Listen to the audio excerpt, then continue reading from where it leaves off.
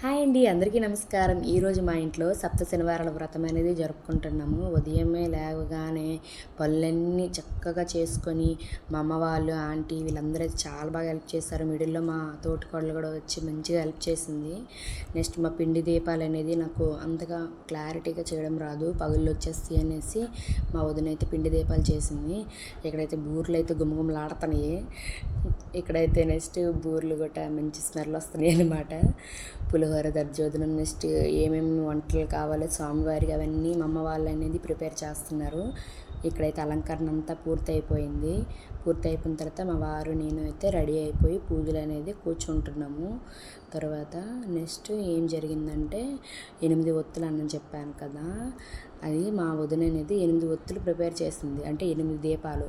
అయితే 7 దీపాలు చెప్పాలంటే పెట్టాలి. మా వారు గమనించి అదేంటి ఒక దీపం ఎక్స్ట్రా పెట్టాము, అందుకేనేమో కింద అనేది నూనెంతా కారిపోతుంది అనేసి ఆ స్వామివారు మాకు గుర్తు చేశారు. నాకైతే చాలా ఆశ్చర్యంగా అనిపించింది. ఇక్కడైతే మా వారు నేనైతే పూజ స్టార్ట్ చేసాము. పూజ సమయంలో చాలా ప్రశాంతంగా అనిపించింది. ఇంట్లో మొత్తం భక్తి వాతావరణం నిండిపోయింది. మా బంధువులు చుట్టాలు కూడా వచ్చి పూజలో పాల్గొన్నారు. అందరూ కలిసి స్వామివారిని ప్రారంభించడం చాలా ఆనందంగా ఉంది. పూజ పూర్తయ్యాక నైవేద్యాలు సమర్పించడం, స్వామివారికి ఇష్టమైన ప్రసాదాలు పెట్టి హారతి ఇచ్చేటప్పుడు నిజంగా చెప్పాలంటే ఈరోజు పూజ చాలా బాగా జరిగింది. ఎలాంటి ఇబ్బందులు లేకుండా ఇలాంటి పూజలు వ్రతాలు మనకు భక్తిని మాత్రమే కాదు, కుటుంబ సభ్యులను కూడా ఒక చోట కలిపి అవసరం, అంటే ఒక చోట అందరినీ కలిపి కూడా ఒక ఆనందాన్ని ఇస్తుంది కదా. అందరూ కలిసి ఉండడం, మాట్లాడుకోవడం, ఆనందంగా గడపడం ఈరోజు చాలా ప్రత్యేకంగా అనిపించింది. నెక్స్ట్ పూజ చేసేటప్పుడు సమయంలో మాత్రం ఇలాగ నూనె అనేది కింద దిగిపోవడం నాకైతే పెద్ద విషయమే జరిగింది. అక్కడ 8 దీపాలు పెట్టడం ఏంటి, అందులో ఒక దీపం అనేది ఎక్స్ట్రా పెట్టేసి అందులో నూనె కిందకి రావడం ఏంటి, అంతా స్వామివారి లీల ఇక్కడ అనేది. నెక్స్ట్ ఇదిగో జిషాన్ వాళ్ళు వీళ్ళందరూ అయితే భలే సందడిగా అనిపించింది. నాకైతే ఇంట్లో సందడి అయితే భలే ఉంది అనిపించింది.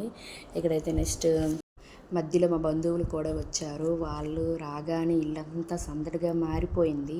కబుర్లు, నవ్వులు, కామెడీలు, బాబు అల్లరి చాలా బాగుంది. ఇక్కడైతే మా అన్నయ్య, మా అత్త, మామయ్య, మా బావగారు, కామెడీ వీళ్ళందరూ అయితే ముచ్చట్లు పెట్టుకుంటున్నారు. మా నాన్న అయితే అదంతా ఆలకెత్తున్నారు. నెక్స్ట్ ఇక్కడ పలదానాలు ఇవ్వాలనేసి అందరూ లైన్గా నిల్చున్నారు. 7గురికి పలదానాలు అనేది నేను ఇస్తున్నాను. చాలా ప్రశాంతంగా అనిపించింది పలదానాలు ఇవ్వడం. నెక్స్ట్ ఇదిగో వీడల్లరి, వీడైతే ఇక్కడ పూజ చేసేస్తాడు ఏకంగా. ఇదిగో మేనల్లుడు కూడా ఇక్కడ పూజ చేసేస్తున్నాడు అనమాట. వీడు కామెడీ కూడా చాలా బాగుంది. వీడియోలో మీరే చూసేయండి. నెక్స్ట్ ఇలాంటి రోజు జీవితంలో చిన్నవి ఇలాంటి రోజులన్నీ ఉండాలబ్బా, ఆనందాన్ని గుర్తు చేస్తాయి కదా. అందుకే వీడియో కూడా మీతో షేర్ చేసుకోవాలనుకొని ఇలాగ షేర్ చేస్తున్నాను. ఇదిగో అమ్మమ్మ మనవడు అనేది ఇక్కడ ఆడుకుంటున్నారు. కామ్లో అయితే నేను ఏటేటి చేశానో అంత గమనం. నెక్స్ట్ అందరికీ భోజనాలు పెట్టేసి మా ఇద్దరికైతే మా తోటికోడలు అనేది అన్నం, రైస్, నెక్స్ట్ పులిహోర ప్రసాదాలన్నీ పెడుతుందనమాట. మేమైతే ఉపవాసం ఉన్నాము.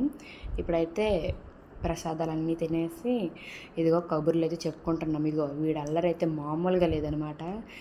ఇక్కడ అక్షంతలన్నీ పడేసి అల్లకొల్లాలని చేస్తున్నాడు. అసలు పూజ ఇలా జరుగుతుందని అస్సలు ఆ స్వామివారి దయ ఉండడం వల్లే కదా ఇంత బాగా జరిగింది. నాకైతే ఎంత ప్రశాంతంగా అనిపించిందంటే మా కామెడీ అయితే అసలు ఇలా చేసావా అలా చేసావా అనేసి మంచిగా అదైతే చూస్తుంది నేను ఎలా చేసిన పూజ అనేది. అదిగో వాడైతే దీపంతో ఆడుకుంటున్నాడు. సప్తశన వ్రతం అయితే చాలా చక్కగా జరిగింది. ఆ స్వామివారి కృపతో 7 శనివారాలు మంచిగా జరుపుకున్నాను.